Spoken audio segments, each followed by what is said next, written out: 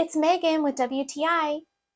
More than likely, you have probably heard about Marie Antoinette, but maybe also like me, you have heard a lot of misinformation about her. This book, Marie Antoinette, The Journey by Antonia Fraser, has really helped to humanize and to demystify this historical figure for me.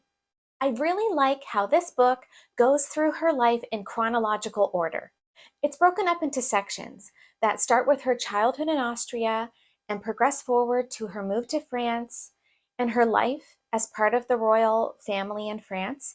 And it eventually leads up to the section that includes her tragic execution.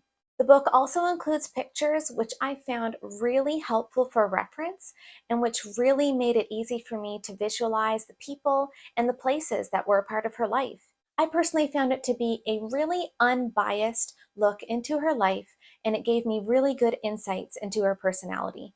These insights included a really balanced view of her strengths and her weaknesses and injustices that she suffered. I found the portrayal of her to be really fair, and I felt like myself as a reader, I was allowed to draw my own conclusions from what I read. This book is one of the few books that I found so engaging and so interesting that I think I could read it a second or a third time and still really enjoy it and keep on learning from it. And that's my point of view.